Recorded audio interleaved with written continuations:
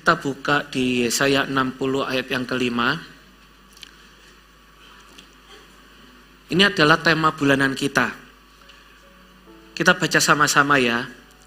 Saya tunggu, mungkin bisa baca di depan. Kita baca sama-sama di hitungan ketiga, 2, 3. Pada waktu itu, engkau akan heran melihat dan berseri-seri, engkau akan tercengang dan akan berbesar hati, sebab kelimpahan dari seberang laut akan beralih padamu, dan kekayaan bangsa-bangsa akan datang padamu.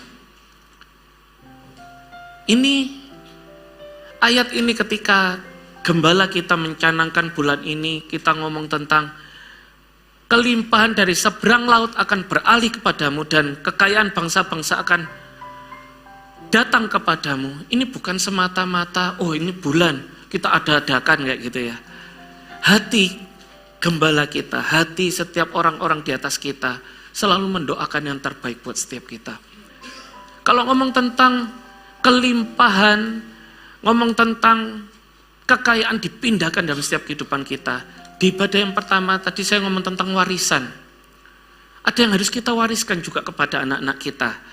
Ngomong tentang didikan, ngomong tentang karakter. Benar-benar bukan hanya kelimpahan kekayaan letterlek tentang uang semata-mata, bukan. Tapi ngomong tentang apa? Itu juga ngomong tentang berkat keluputan di sana. Kalau Salomo ketika Daud sudah memenangkan semua pertempuran, dia merasakan nyamannya. Sampai di Raja-Raja, 1 Raja-Raja pasal yang kelima dia ngomong, aku sudah tidak ada lawannya lagi, keamanan ada padaku. Itu yang sebenarnya ngomong tentang kelimpahan. Kalau kita ngomong tentang visi gereja di dalam situ dikatakan Philip ngomong tentang berkat keluputan. Loh, itu bisa jadi punya kita. Seharusnya itu menabrak kita, tapi tiba-tiba kita bisa luput kayak gitu loh. Ini yang kita rindukan. Ngomong tentang kelimpahan dan tentang kekayaan itu harusnya menjadi kepunyaan setiap kita. Kalau gembala kita punya kerinduan itu, percayalah, itu pun akan mengalir dalam setiap kita. Amin. Amin. Kita baca dulu di Kejadian 26 ayat yang 12 sampai 24.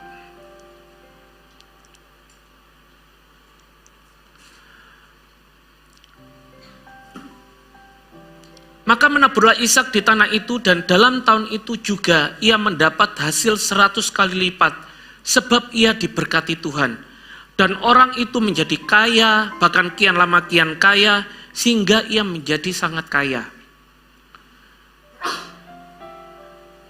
Di Kejadian 26 ini, yang ayat 12 sampai ke 14, kita ngomong tentang, kita sering terkadang itu kita nantikan itu apa? Oh iya, aku mau berkat 100 kali lipat. Siapa yang mau dapat berkat 100 kali lipat? Oh, cuman sedikit ya. Siapa yang mau dapat berkat 100 kali lipat? 100 berkat 100 kali lipat itu ngomong tentang apa? Mujizat. Kalau ngomong tentang orang yang bisa mengerjakan berkat 100 kali lipat itu, dan itu dipanen di tahun pertama, di 1 tahun itu aja tiba-tiba dapat berkat. Itu hanya Tuhan yang bisa kasih. Mujizat itu hanya Tuhan yang bisa kasih. Nah, terkadang kita itu cuman yang kita lakukan apa? Menabur benih. Menabur benih aja, melakukan apa yang biasanya kita kerjakan, kita lakukan. Misalkan saya bekerja aja terus. Sambil kita tetap tabur benih itu. Apa yang kita lakukan ya tabur benih aja. Tabur, lakukan seperti apa adanya. Tetap kerjakan apa yang Tuhan percayakan ada pada tanganmu, sampai menunggu nanti tiba-tiba berkat 100 kali lipat itu tiba-tiba jadi kepunyaan kita. Nah, menabur benih itu seperti kita itu mempersiapkan mujizat Tuhan itu terjadi dalam kehidupan kita. Menabur benih itu kita tidak akan pernah menerima mujizat itu tanpa kita pernah menabur benih. Nah, menabur benih itu bisa apa? Kita ngomong sedang kekayaan, kelimpahan dari bangsa-bangsa dipindahkan dalam setiap kehidupan kita. Menabur benih itu bisa juga kita membangun karakter kita, menjadi pribadi yang bisa dipercayai. Karakter, saya ngomong di ibadah pertama, karakter itu penting. Kalau ngomong tentang karakter Kristus, Daud ada miss karakter dengan mengajarkan itu miss dengan Salomo. Masalah apa? Dia tidak bisa mengajarkan tentang penguasaan dirinya. Dia tidak bisa mengajarkan tentang dia punya istri 8. Daud. Ketika dia punya istri 8, salah satunya adalah mamanya si Salomo. Mamanya si Salomo dapatnya dari mana? Dia melihat Batsyeba mandi, dia ambil jadi istrinya, dia tiduri belum jadi istrinya, dia kepingin jadi istrinya, dia bunuh suaminya. Itu penguasaan diri. Ketika saya ngomong di ibadah pertama tadi, ketika kita gagal untuk mengajarkan karakter Kristus dalam anak-anak kita, tiba-tiba kita akan melihat kejadian, Salomo lebih dahsyat lagi. Bukan hanya 8 istri, 700 ratu dan 300 gundik. Dan dari situ Daud tidak bisa masuk dalam pengajaran mengenai kehidupan dengan Tuhan seperti apa. Karena dia jadinya apa? Salomo diajari dari istri-istrinya untuk membangun bait penyembahan berhala. Nah, kita harus belajar namanya tentang karakter ini. Menabur benih itu kita bangun, kita tanamkan karakter Kristus dalam setiap kehidupan kita. Menabur benih itu bisa apa? Bisa juga kita menabur benih koneksi ilahi. Kita bangun, cari pertemanan yang besar, semakin besar. Sekarang bisnis yang paling mempertahankan bisnis itu bukan hasil kerja kita, tapi koneksi. Hasil kerja kita tanpa inovasi, mungkin kita yang pertama, tapi setelah itu kita bisa menjadi yang terakhir. Kita bangun koneksi, kita cari pertemanan, kita bangun dengan tulus. Nah, sesuatu dengan dasar, dengan ketulusan, percayalah itu akan membuahkan hasil yang baik. Kita kalau berhubungan dengan orang, kalau kita dengan Kopilip kemarin, nubuatan kemarin ya, pergi sekolahkan anak ke luar negeri. Sekolahkan anak ke luar negeri tujuannya bukan untuk apa sekolahnya aja. Tapi ketika dia sekolah harusnya, dia itu yang pertama kali dia kasih kartu nama, dia tukar nomor telepon. Tujuannya membangun relasi, koneksi. Jangan sampai Kopilip ngomong, pulang dari luar negeri kalau mimpinya tidak kuat, sekalinya balik ke sini cuman bikin warung aja. Oh gitu ya sudah, bikin kafe bisa lah. Kalau orang bisa nyekolahkan ke luar negeri, dia pasti bisa bikin kafe lah. Tujuannya apa? Bangun relasi. Itu menabur benih kita. Bisa juga di Kopilip ngomong kemarin tentang pelajari bahasa Chinese katanya gitu, Mandarin. Tujuannya apa? Next ke depannya, Mandarin ini banyak diperlukan. Loh, ini menabur benih. Sambil kita mengerjakan, kita menabur benih. Oh iya, pedalam bahasa kita. Sampai satu titik ketika kita saatnya ini belajar. Mungkin ketika investor dari Cina datang, mungkin kita tidak terlalu ahli kalah dengan orang yang pertama. Tapi karena kita bisa bahasa mereka, kita yang lebih dekat dengan mereka dan kita yang dapat sesuatu yang lebih daripada orang lain. Itu nubuatan Kopilip kemarin. Nah, ayat yang ke-12 itu ngomong teman 100 kali lipat itu adalah mujizat, itu adalah hasil. Yang bisa kasih mujizat Tuhan, hasil 100 kali lipat itu karena ia diberkati Tuhan. Tidak bisa kita itu mengusahakan pekerjaan Tuhan itu eksponensial. Kalau kita mungkin 1 tambah 1 jadi 2, 2 tambah 2 jadi 4, tapi Tuhan enggak. Mungkin ketika 1 tambah 1 matematikanya bisa langsung 8. Yang kita siapkan apa? Kita hidup kita siapkan. Berkat 100 kali lipat itu cuman mujizatnya Tuhan. Nah, oleh karena itu, yang kita lakukan apa? Fokus dengan tangga kita. Fokus dengan apa yang kita jalani sekarang, jangan melihat ke kanan ke kiri. Ada orang misalkan terlahir dengan semuanya sudah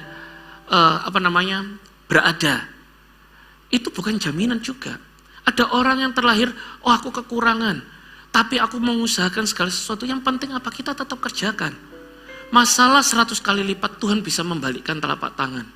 Saya dengar ada satu orang cukup besar di Indonesia. Dia ini punya bisnis sampai sekarang ekspor. Saingannya itu adalah BUMN. Awalnya dari apa? Dia nyeles loh. Nyeles sepeda motor. Tapi yang dia pegang sampai sekarang itu adalah integritasnya dengan Tuhan.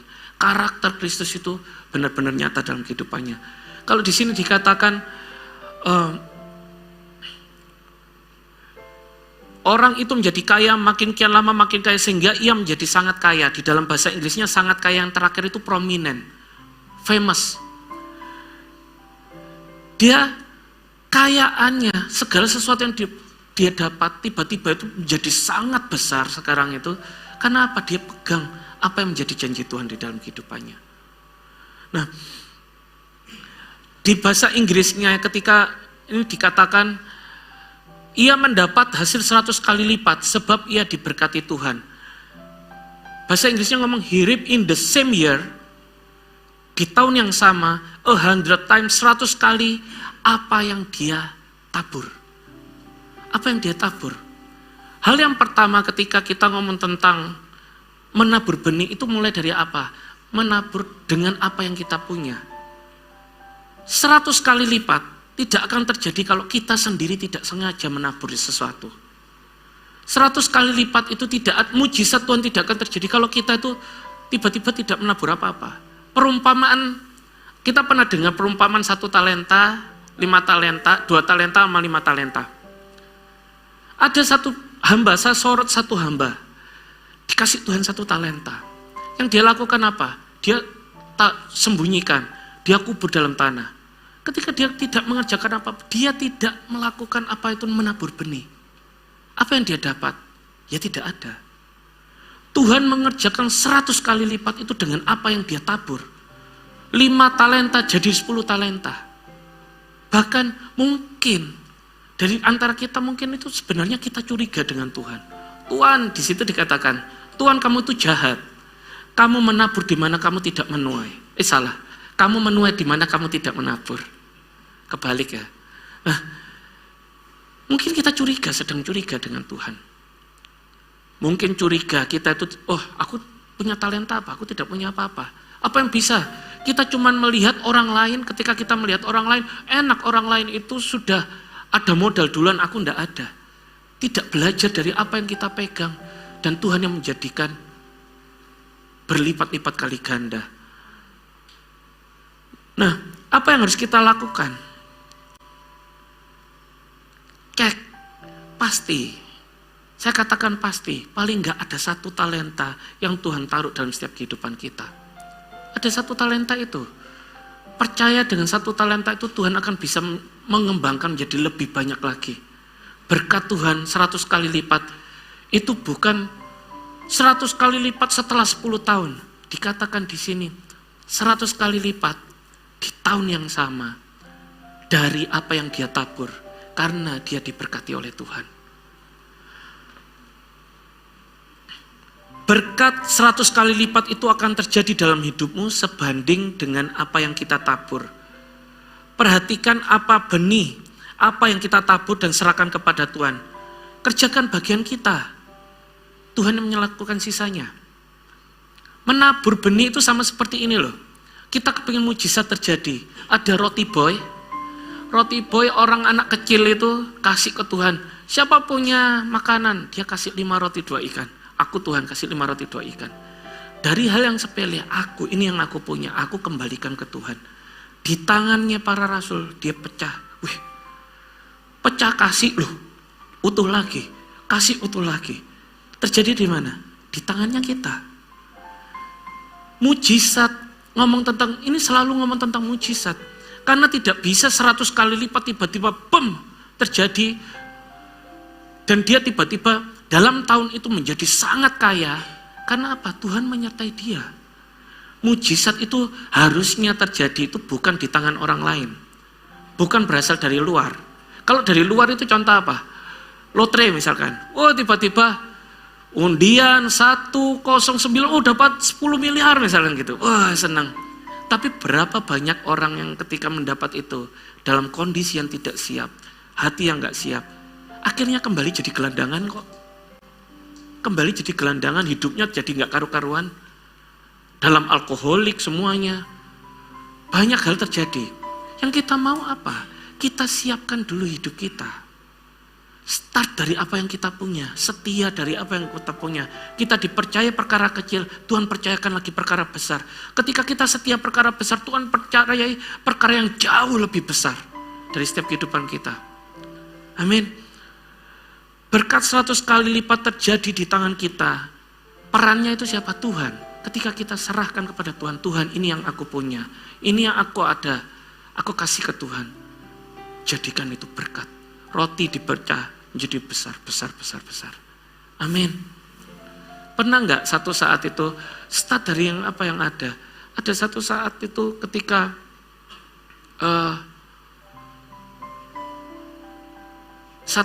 ada satu orang, ketika dia itu ketemu sama saya, dia cuma ngomong kayak gini loh. Sudah, aku nggak tahu, aku kepingin kamu yang ngurusi ini. Ada satu saat kayak gitu. Tiba-tiba pertolongan Tuhan terjadi di situ. Mulai dari apa? Start dari apa yang kita punya. Mungkin gagal ada. Namanya bisnis tidak mungkin ada yang ketika kita bekerja mungkin kita ada melakukan kesalahan. Iya, ada. Tapi tetap setia. Tabur karakter. Tabur benih kita tuh semakin besar. Amin. Yang pertama mulai dari start dari apa yang kita punya. Di ayat 18, kemudian Ishak menggali kembali sumur-sumur yang digali dalam zaman Abraham ayahnya dan yang telah ditutup oleh orang Filistin sesudah Abraham mati. Ini ceritanya sudah lama ditutup ini. Disebutkannya lah nama-nama sumur itu menurut nama-nama yang telah diberikannya oleh ayahnya. Ketika hamba-hamba Ishak menggali di lembah itu, mereka mendapati di situ mata air yang berbual-bual airnya. Lalu bertengkarlah para gembala Gerar dan dengan para gembala Ishak, kata mereka, air ini kepunyaan kami. Dan Ishak menamai sumur itu Esek, karena mereka bertengkar dengan dia di sana. Kemudian mereka menggali sumur lain, dan mereka bertengkar juga tentang itu. Maka Ishak menamai sumur itu Sitna. Ia pindah dari situ dan menggali sumur yang lain lagi. Tetapi tentang sumur ini mereka tidak bertengkar. Sumur ini dinamanya Rehobot. Dan ia berkata, sekarang Tuhan telah memberikan kelonggaran kepada kita sehingga kita dapat beranak cucu di negeri ini. Nah, masalah menabur benih itu ngomong tentang apa? Penting itu apa? Kuncinya ada mendatangkan damai sejahtera. Tidak semua apa yang kita kerjakan itu bisa dinilai dengan uang. Yang penting itu kelihatannya bisa, berkat, ini datangkan cuan ini. Belum tentu sekalinya itu berkat buat kita. Bisa jadi kerugian. Kita cek, apakah itu roti buat kita, atau kita makan sekalinya jadi batu. Itu yang kita cek. Pelajaran ini ngomong tentang apa? Ngomong tentang kita tidak bisa sembarangan menabur. Ngomong tentang menabur benih, kita itu tidak bisa menabur benih itu di tanah sembarangan. Di sembarangan kita tabur. Kalau ngomong tentang perumpamaan penabur itu, ada yang ditabur di tanah berbatu-batu, terus burung makan. Mungkin kita menabur, kita melakukan semua pekerjaan itu dengan semangat gitu ya, workaholic. Tetapi kita melupakan yang penting. Ada hal-hal di dalam kehidupan kita itu yang dimakan. Mungkin keluarga kita kah? Mungkin kita pelayanan kita kah? Mungkin kita ketika kita bekerja sudah melupakan, melupakan Tuhan sumber berkat kita kah? Kita harus belajar. Benar-benar ketika kita tabur, pastikan taburannya itu di tanah yang baik. Ada yang kita tabur di semak belukar misalkan.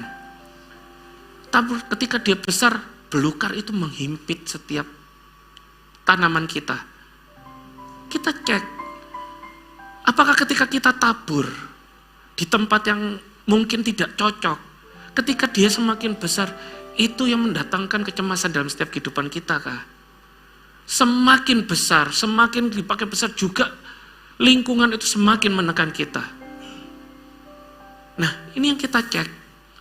Kita harus tabur di tanah yang paling baik dalam setiap kehidupan kita. Menabur itu pilih-pilih tanahnya. Pilih-pilih tanahnya. Ketika kita tabur,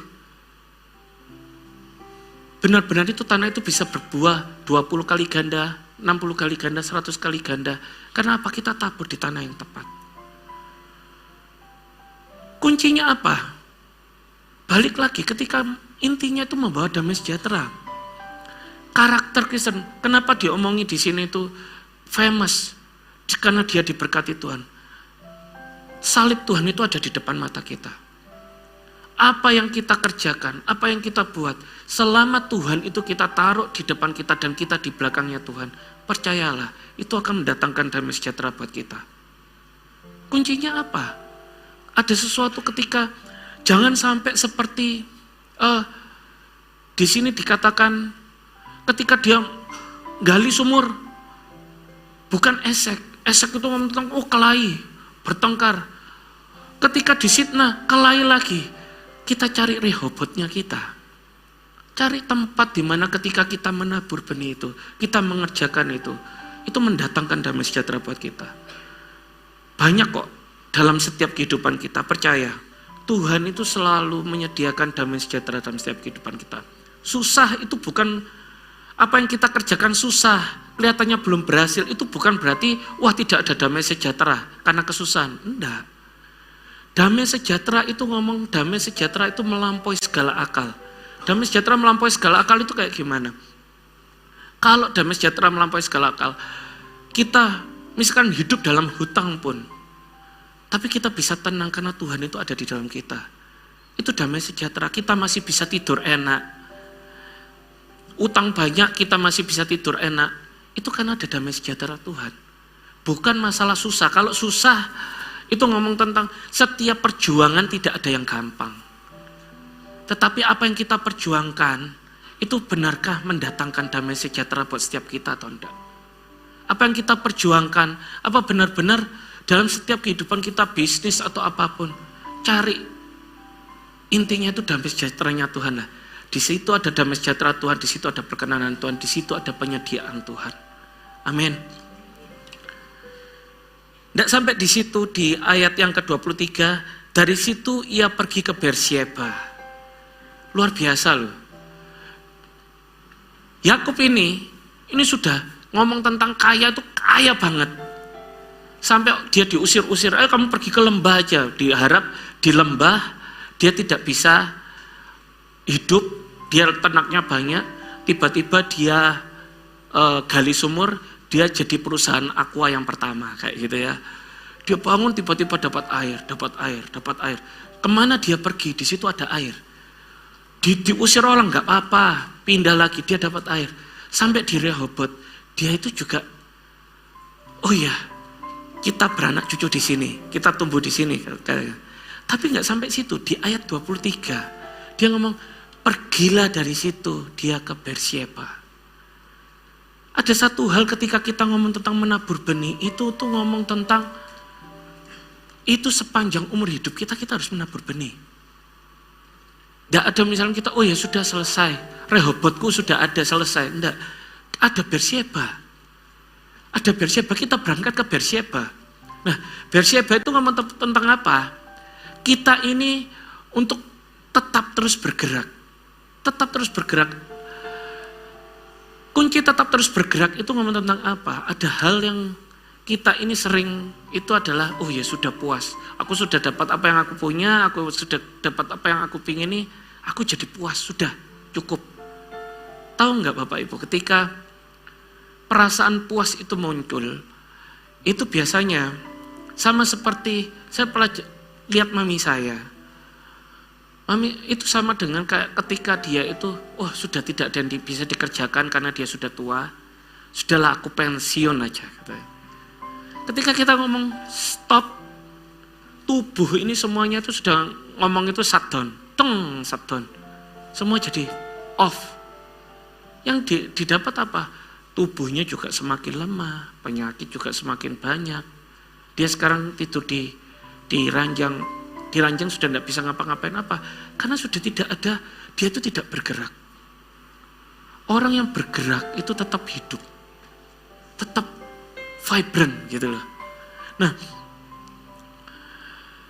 perumpamaannya seperti ini, kita pernah sering lihat ya, kalau ada gambar yang orang menggali berlian, yang satu ini dapat berlian besar, langsung dia pulang. Yang satunya dapat berlian kecil tapi dia tetap menggali, ada berlian sedang dia ambil, tetap gali. Padahal dia kalau yang yang dapat berlian besar, ketika dia menggali lagi, dia dapat berlian yang jauh lebih besar. Ketika dia sudah puas, oh ya aku dapat berlian. Mungkin ketika di total, dengan orang yang tetap setia melakukan itu, kecil enggak apa-apa, besar enggak apa-apa, bukan masalah lahir dari latar belakang apa. Mungkin dia dapat berlian besar, mungkin dari yang orang sudah super power gitu ya.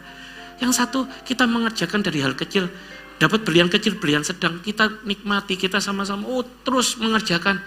Mungkin kalau di total, di terakhir hidupnya, orang yang dapat berlian besar itu belum tentu itu jauh lebih besar dari apa yang dapat berlian-berlian kecil-kecil itu.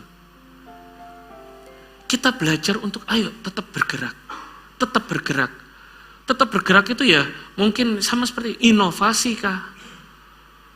Jangan pernah puas, oh ya sudah selesai. Oh ya aku tahu pokoknya ini ya kerjaannya A ya ngelakukan gini. Tapi kita tidak pernah, oh mungkin koreksinya, inovasinya apa. Kita perlu cek. Kalau dipegang orang tua kita misalkan dapat berkat turunan, orang tua kita pegang jadi besar, kita disekolahkan oleh orang tua kita di sekolah yang jauh lebih gede, kita harus jadikan itu perusahaan yang dipegang papa kita itu harusnya lebih gede dari apa yang pernah dia alami. Itu harus kita bangun. Kuncinya itu apa? Kita nyediakan wadah, kapasitas terus. Satu saat ketika Nabi Elisa ada seorang janda. Janda ini, kalau namanya janda berarti suaminya sudah meninggal. Kalau dulu dalam perjanjian lama, janda ini kumpulan minoritas, tidak punya hak untuk kerja atau apa kayak gitu loh. Satu titik, dia tanya sama Elisa, apa yang kamu punya? Selalu dari start apa yang dia punya. Apa yang aku punya? Buli-buli air, sebuah buli-buli berisi minyak. Dia ngomong gitu. Oke, kamu pergi ke tetangga-tetangga cari buli-buli, cari ember ke apa, pokoknya cari yang banyak, jangan sedikit. Setelah semua kamu dapat, pinjam dari tetangga dan sebagainya, tutup pintu, tuangkan minyak itu di buli-bulinya yang ada. Nah, dia tuang. Prinsipnya itu tetap bergerak. Dia tuangkan di jerigen yang satu misalkan gitu ya. Penuh, tarik, tutup, geser. Tuangkan ke lainnya. Dia terus menuang sampai penuh dan itu tidak berhenti-berhenti. Padahal buli-buli itu kecil banget. Sampai satu titik ketika dia tanya anaknya, mana lagi embernya? Mana lagi jerigennya? Dia ngomong, sudah tidak ada lagi. Detik itu adalah detik ketika buli-buli itu berhenti mengalir. Nah, sama seperti ini. Ketika kita sudah stop sama Tuhan, oh ya Tuhan, aku sudah tidak menyorongkan ke Tuhan ini, buli-buli yang lain, yang Tuhan untuk mau Tuhan isi. Percayalah satu titik ketika kita tidak bergerak, tiba-tiba buli-buli dalam setiap kehidupan kita selesai. Kalau tidak ada si Yakub pergi ke Beersheba, tidak ada ayat yang ke-24. Pada malam itu Tuhan menampakkan dirinya padanya serta berfirman, akulah Allah ayahmu Abraham. Janganlah takut sebab aku menyertai engkau. Aku akan memberkati engkau dan membuat banyak keturunanmu karena Abraham hambaku itu. Nah, tidak ada ngomong tentang tiba-tiba dibisiki Tuhan, tenang, aku ini hamba, aku ini akan menyertai engkau, aku akan memberkatimu. Engkau akan menjadi sangat besar. Padahal dia sudah besar dan menjadi sangat besar. Prinsipnya Tuhan itu apa? Prinsipnya itu kita dengan sengaja kita kasih buli-bulinya ke Tuhan. Tuhan ini, pakai Tuhan. Tuhan isi. Pakai lagi, lumbung satu, cari lagi. Kita tidak berhenti untuk menabur terus. Kasih terus, kasih apa yang kita bisa kasih. Cari tempat di mana kita bisa menabur benih. Wah, tanahnya sudah penuh ini. Sudah penuh. Cari tanah lain, apalagi ya Tuhan yang bisa. Selalu berpikir untuk apa yang kita bisa kerjakan dan semakin besar. Itu yang harus kita bangun dalam hidup kita. Sampai ketika kita terus bergerak, kita serahkan Tuhan, benih ini Tuhan, aku taruh di tanah ini. tumbuh 100 kali lipat, tumbuh 100 kali lipat. Sampai Tuhan, ketika kamu tetap bergerak, Tuhan ngomong, kamu akan kujadikan besar, jangan takut. 3 hal ini yang kita ngomong tentang. Kita ngomong tentang menabur benih. Start dari apa yang kita punya. Start dari apa yang kita punya mungkin masih sangat kecil. Tapi percayalah, dari kecil itu Tuhan bisa memberkati 100 kali lipat di tahun yang sama. Bukan 10 tahun lagi, enggak, di tahun yang sama. Perkara mujizat itu serahkan pada Tuhan. Yang kedua, ngomong tentang mendatangkan damai sejahtera. Kalau enggak damai sejahtera, stop. Kalau sesuatu kita sedang mengadakan kontrak kerjasama atau apa, tiba-tiba ada damai sejahtera, itu enggak ada. Kok rasanya kok gini, kok rasanya hati kan. Stop aja. Mungkin itu bukan buat kita, itu mungkin batu. Yang ketiga, yuk sama-sama tetap bergerak. Tetap bergerak ini apa? Cari tabur benih. Tadi saya ngomong menabur benih apa? Mendatangkan mujizat Tuhan, wadah untuk Tuhan memberi mujizat. Cari terus tanah yang baru. Mungkin kita perlengkapi kita dengan bahasa kah? Mungkin kita perlengkapi dengan inovasi kah? Mungkin tambah alat baru kah? Kita tidak tahu. Tapi kita tidak boleh jadi sama-sama rata-rata terus. Amin. Yuk sama-sama kita bangkit berdiri.